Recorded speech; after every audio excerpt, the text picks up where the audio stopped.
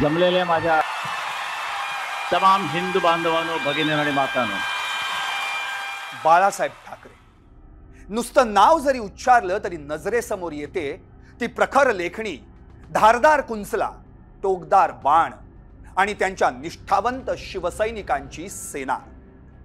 शिवसेनेच्या शाखा शाखांत स्थिरावलेली बाळासाहेबांची तेजस्वी प्रतिमा आणि शाखांच्या भिंती भिंतींवर चितारण्यात आलेला डरकाळी फोडणारा ढाण्या वाघ, ही सारी आयुध कमी होती की काय म्हणून त्यात भर घालणारा भगवा झेंडा, ही सारी आयुध एका जागी एकवटली की सुरू व्हायची बाळासाहेब ठाकरेंच्या शिवसेनेची अतिविराट सभा।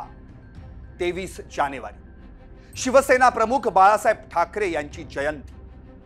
1966 साली ठाकरेंनी स्थापन केलेल्या शिवसेनेची 2022 मध्ये 2 शकलं झाली आणि ठाकरेंची शिवसेना शिंदेंची झाली।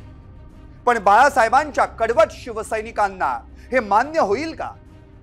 बाळासाहेबांचे निष्ठावंत शिवसैनिक शिंदेंच्या शिवसेनेला स्वीकारतील का?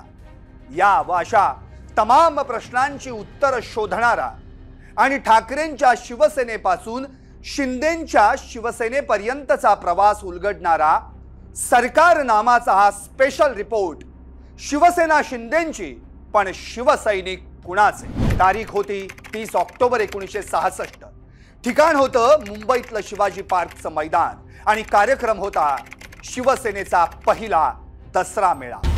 जमलेल्या माझ्या तमाम हिंदू बांधवांनो, भगिनींनो आणि मातांनो, शिवसेनेचा पहिलाच दसरा मेळा आणि शिवसेनेच्या ढाण्या वाघानं फोडलेली ही पहिलीच डरकाळी। अरे आवाज कुणाचा? शिवसेनेचा। कोण आला रे कोण आला?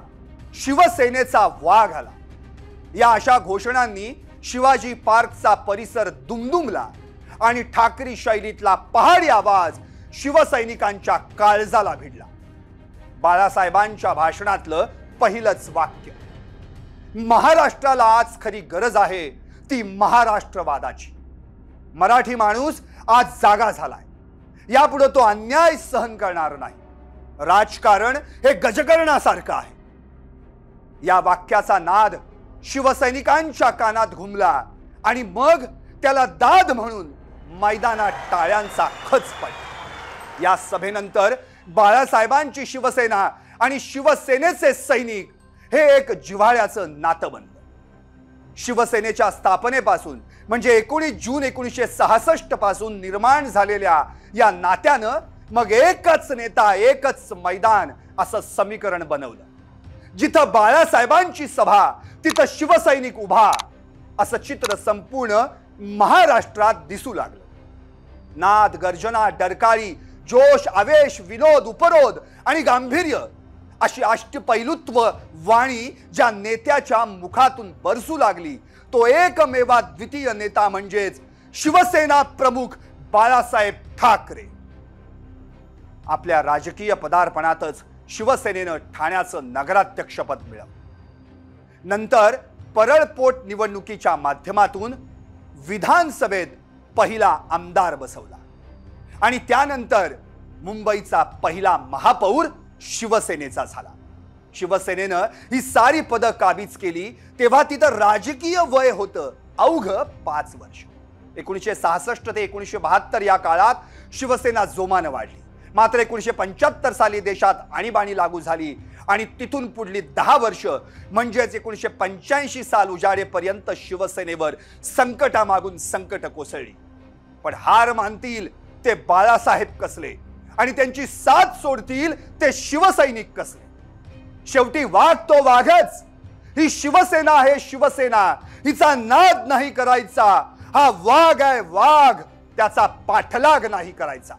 अशी डरकाळी फोडत 1985 मध्ये शिवसेनेनं कमबॅक केलं आणि मुंबई महापालिकेवर भगवा फडकला। 1987 सालच्या विलेपार्ले पोट निवडणुकीत गर्व से कहो हम हिंदू है असं म्हणत शिवसेनेचा ढाण्या वाघ आमदार बनला। मग मात्र या वाघाची डरकाळी शहरात नि गावागावात घुमू लागली। गाव तिथं शाखा नि घर तिथं शिवसैनिक या मोहिमेद्वारे गावोगावी शिवसेनेच्या शाखांची उद्घाटनं होऊ लागली. 1995 साल उजाडलं आणि शिवसेनेच्या स्थापनेपासून बाळासाहेबांनी पाहिलेलं स्वप्न अखेर पूर्ण झालं. 1995 साली शिवसेनेचा वाघ थेट मुख्यमंत्री पदाच्या खुर्चीत जाऊन बसला आणि महाराष्ट्रासह मंत्रालयात एकच आवाज घुमला, अरे आवाज कुणाचा? शिवसेनेचा. 1995 ते 97 या काळात बाळासाहेबांवर दुःखामागून दुःख कोसळलं. आधी मासाहेब सोडून गेल्या, नंतर बिंदू माधव या त्यांच्या मोठ्या मुलाचं अपघाती निधन झालं. पण बाळासाहेब केवळ कुटुंब प्रमुख नव्हते, ते तर शिवसेना प्रमुख होते. त्यांनी या दुःखातून स्वतःला सावरलं आणि पुन्हा एकदा पक्ष कार्यात झोकून दिलं. त्यानंतर पुढील काही वर्षातच हिंदुस्थानच्या लोकशाहीतलं 4थ्या क्रमांकाचं सर्वोच्च पद शिवसेनेला मिळालं आणि शिवसेनेचे मनोहर जोशी लोकसभेचे अध्यक्ष बनले. 6 डिसेंबर 1992 रोजी अयोध्येतील बाबरी मशीद पडल्यानंतर आज त्या जागी जे राम मंदिर उभं राहू शकलं, त्यात शिवसेना आणि शिवसैनिकांचा असलेला वाटा कुणीही नाकारू शकणार नाही.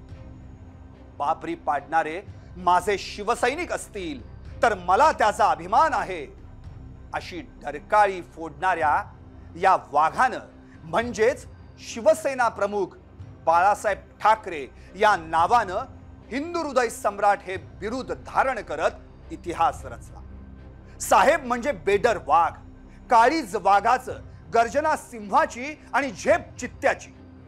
बाळासाहेब जिथं उभं राहायचे तिथूनच त्यांच्या सभेला सुरुवात व्हायची.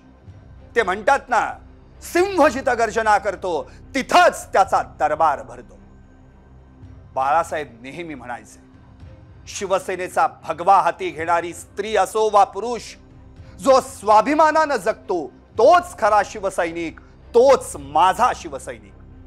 बाळासाहेबांनी शिवसेना स्थापनेपासून शेवटच्या श्वासापर्यंत तब्बल 46 वर्ष 5 महिने 17 दिवस म्हणजेच एकूण 16,960 दिवस मराठी अस्मिता आणि मराठी माणूस याचा जप केला. तू कुठल्या जातीचा, तू कुठल्या धर्माचा, असा साधा सवालही त्यांनी कधी कुणाला केला नाही. भाजीवाला, डबेवाला, पेपरवाला, रिक्षावाला अशी सामान्य कुटुंबातली माणसं त्यांनी शाखा प्रमुखापासून मंत्रीपदापर्यंत नेऊन बसवली. बाळासाहेबांच्या हयातीत त्यांना अनेक माणसं सोडून गेली. छगन भुजबळ, नारायण राणे इतकंच नव्हे तर त्यांचे पुतणे राज ठाकरे देखील शिवसेना सोडून गेले. अर्थात बाळासाहेबांनी कुणाला काय दिलं हे त्यांना सोडून गेलेली नेते मंडळी आज देखील विसरू शकती नसते. मग त्यांनी स्वाभिमानानं जगायला शिकवलेले त्यांचे कडवट शिवसैनिक त्यांना कसे विसरू शकतील? असो, शिवसेनेच्या इतिहासात काळ्या अक्षरांनी नोंदलं गेलेलं ते वर्ष अखेर उजाडलंच. ते साल होतं 2012. या वर्षीचा दसरा मेळावा काही वेगळाच होता. दरवर्षी दसरा मेळाव्यात व्यासपीठावर झोकात एंट्री मारणारा शिवसेनेचा ढाण्या वाघ अचानक पडद्यावर डरकाळी फोडताना दिसला आणि वाघाला लागलेली धाप पाहून सर्वांच्या काळजाचा ठोका चुकला. साहेबांच्या प्रकृतीत चढ उतार काय सुरू झाला तिथं साऱ्या हिंदुस्थानलाच घोर लागला. साहेब लवकर बरे व्हावेत यासाठी सर्वत्र जपजाप्य आणि प्रार्थना सुरू झाल्या. मातोश्री बाहेर उभ्या राहिलेल्या झुंडीच्या झुंडी तिच्या दुसऱ्या मजल्याकडे चिंतातूर नजरेनं पाहू लागल्या. 14 नोव्हेंबरच्या रात्री साहेबांची प्रकृती जरा जास्तच खालावल्याची बातमी वाऱ्यासारखी पसरली आणि मग मातोश्री बाहेर एकच गर्दी उसळली, खवळली, बेभान झाली. साहेब एक स्वतःच गर्दीचे दर्दी. त्यांनी आजवर या गर्दी समोरच तर मैदानाच्या मैदान गाजवली. एकच नेता, एकच मैदान, साहेबांचा शब्द हाच शिवसैनिकांचा प्राण. पण आता हीच गर्दी साहेबांची प्रकृती चिंताजनक असल्याचं ऐकून सैरभैर झाली. तिकडं दिवाळी सणासाठी घरासमोर लावलेल्या पणतीतलं तेल संपलं की न संपलं याकडे पाहायला कुणाला वेळ होता. कारण इकडं घराघरात स्वाभिमानाची मशाल पेटून तिला प्रज्वलित ठेवणारा अंगार मात्र विझला होता. 17 नोव्हेंबरच्या शनिवारी दुपारी 3:33 या वाघाच्या काळजात शिलगत असलेली प्राणज्योत हिसकावून घेत रेड्यावर स्वार होऊन आलेला तो काळ तोंड्या तोंड वर करून काय निघून गेला. एका क्षणात त्याचं नव्हतं झालं. तिकडं साहेबांच्या कंठाशी घुटमळत असलेला प्राण काय सुटला. इकडे इतके दिवस शिवसैनिकांनी रोखून धरलेल्या हंबरड्यालाही कंठ फुटला. आमचे साहेब गेले हो, आमचे साहेब गेले.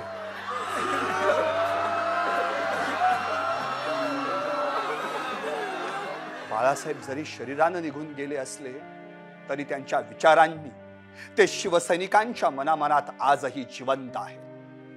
आपल्या शेवटच्या दसरा मेळाव्याच्या भाषणात बाळासाहेब म्हणाले होते, उद्धव आदित्यला सांभाळा. शिवसैनिकांनी बाळासाहेबांचा हा शब्द शिरसावंद्य मानला आणि शिवसेनेचा भगवा उद्धव ठाकरेंच्या हाती दिला. बाळासाहेब तर गेले, आता पुढं काय? शिवसेनेचं कसं होणार? अशा प्रतिक्रिया जनमानसात उमटत असतानाच तमाम शिवसैनिकांच्या ओठी एकच नाव प्रगटलं, शिवसेना प्रमुख बाळासाहेब ठाकरे यांचे सुपुत्र उद्धव ठाकरे. बाळासाहेबांचा वसा आणि वारसा लाभलेल्या उद्धव ठाकरेंवर शिवसेनेनं 2003 मध्ये कार्याध्यक्ष पदाची जबाबदारी सोपवली. 2004 मध्ये शिवसेना प्रमुख बाळासाहेब ठाकरे यांनी त्यांना आपला उत्तराधिकारी म्हणून घोषित केलं. बाळासाहेबांच्या जाण्यानं शोकसागरात बुडालेल्या शिवसैनिकांना उभारी देण्यासाठी उद्धव ठाकरे पुढे सरसावले. शिवसेना म्हणजे एक सुसंघटित पक्ष अशी नवीन ओळख करून देण्यात ते यशस्वी झाले. आपल्या संयमी नेतृत्वाच्या जोरावर त्यांनी शिवसेना वाढवली, जपली, जोपासली. शिवसेना प्रमुख ही दैवी संज्ञा केवळ आणि केवळ बाळासाहेबांना शोभून दिसते असं म्हणत शिवसेना प्रमुख हे पद बाळासाहेबांच्या नावापुढे कायम ठेवत शिवसेनेच्या ठरावानुसार पक्षासाठी शिवसेना पक्ष प्रमुख हे पद स्वीकारलं आणि 2014च्या विधानसभा निवडणुकीत कोणत्याही राजकीय पक्षाशी युती न करता शिवसेनेचे तब्बल 63 वाघ आमदार म्हणून विधानसभेवर पाठवले. पुढे 2019च्या विधानसभा निवडणुकीत उद्धव ठाकरेंनी पुन्हा भाजप सोबत युती करून 56 आमदार निवडून आणण्याची किमया साधली. पण सत्ता वाटप करण्यात वाद निर्माण झाला, युती तुटली आणि इथूनच शिवसेना फुटीची बीज पेरली गेली. युती तुटल्यानंतर महाराष्ट्राच्या राजकारण एकामागून एक अशी धक्कादायक वळण घ्यायला सुरुवात केली. उद्धव ठाकरे यांनी राष्ट्रवादी आणि काँग्रेस सोबत महाविकास आघाडी स्थापन केली आणि मी उद्धव बाळासाहेब ठाकरे ईश्वर साक्ष शपथ घेतो की असं म्हणत शिवाजी पार्कच्या मैदानावर महाराष्ट्राचे 19वे मुख्यमंत्री म्हणून शपथ घेतली. ठाकरे घराण्यातला पहिला आमदार म्हणून निवडून गेलेले उद्धव ठाकरे यांचे सुपुत्र युवा सेना प्रमुख आदित्य ठाकरे महाराष्ट्र राज्याचे पर्यावरण मंत्री बनले. 14 मे 2020 रोजी उद्धव ठाकरे यांची विधान परिषदेवर बिनविरोध निवड झाली. उद्धव ठाकरे यांनी मुख्यमंत्री पदाची सूत्र हाती घेऊन राज्याचा गाडा हाकायला जोमानं सुरुवात केली. मात्र त्यांच्या कार्यकाळात राज्यात कोरोनानं हात पसरायला सुरुवात केली. पण न डगमगता न घाबरता उद्धव ठाकरेंनी आपल्या मंत्रिमंडळातील सहकाऱ्यांच्या साथीनं या कोरोनाशी 2 हात केले. कोरोनाशी यशस्वी लढाई लढून थोडा मोकळा श्वास घेत नाहीत तोच उद्धव ठाकरेंसह शिवसेनेवर भलं मोठं संकट कोसळलं.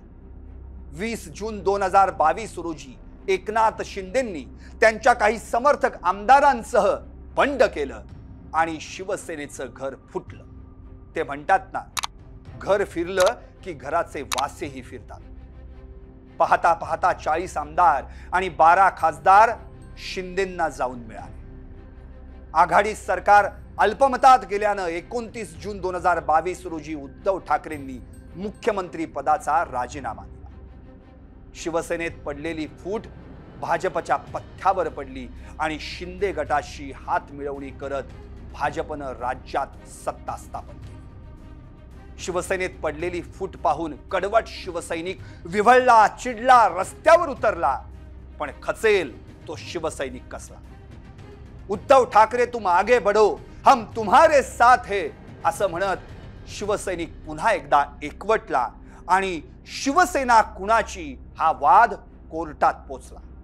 तोपर्यंत तिकडे निवडणूक आयोगाचा निकाल आला. इतकंच नव्हे तर आजवर विरोधकांच्या छाताडात घुसून त्यांना पुरतं घायाळ करणारा शिवसेनेचा आत्मा म्हणजे धनुष्यबाण हे चिन्ह देखील शिंदे गटाला मिळाले आणि उद्धव ठाकरेंच्या हाती मशाल आली. 12 मे 2023 रोजी सुप्रीम कोर्टाचाही निकाल आला.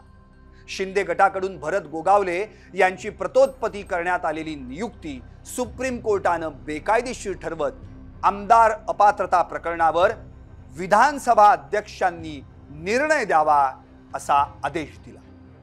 अखेर नववर्षातील 10 जानेवारी हा निकालाचा दिवस उजाडला.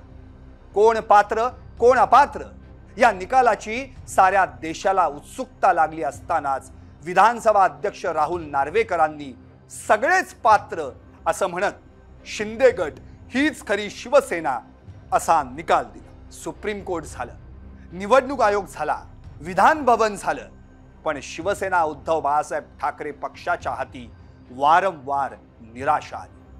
मग मात्र ठाकरे गटानं थेट जनता न्यायालय भरवलं आणि शिवसेना आमचीच हे सप्रमाण सिद्ध करण्याचा प्रयत्न करत नार्वेकरांनी दिलेल्या निकालाची चिरफाड केली. बाळासाहेब एकदा मासाहेबांना म्हणाले होते, बाहेर कुठं वादळ सुरू असेल तर आपण शांत राहायचं असतं आणि बाहेर जर का शांतता पसरली असेल तर आपण वादळ निर्माण करायचं असतं. सत्ता संघर्षाचा निकाल लागल्यानंतर आज महाराष्ट्रात शांतता पसरली. त्यामुळे बाळासाहेबांनी म्हटल्याप्रमाणे आता शिवसेना प्रमुख बाळासाहेब ठाकरे यांचे सुपुत्र शिवसेना पक्ष प्रमुख उद्धव ठाकरे महाराष्ट्रात वादळ निर्माण करणार का आणि शिवसैनिकांच्या साथीनं वादळासारखं घोंगावत शिवसेना आमचीच हे येत्या निवडणुकांच्या निकालातून दाखवून देणार का. अर्थात शिवसेना कुणाची याचा निकाल आता जनता जनार्दनच लावणार हे नक्की. पाहत रहा निर्भीड आणि सडेतोड सरकारनामा. राजकारणातील प्रत्येक अचूक बातमीचे सर्वात आधी अपडेट्स मिळवण्यासाठी सरकारनामाच्या सर्व सोशल मीडिया प्लॅटफॉर्मला लाईक, फॉलो आणि सबस्क्राईब करा. तसंच सर्व नोटिफिकेशनसाठी बेल आयकॉन प्रेस करायला विसरू नका.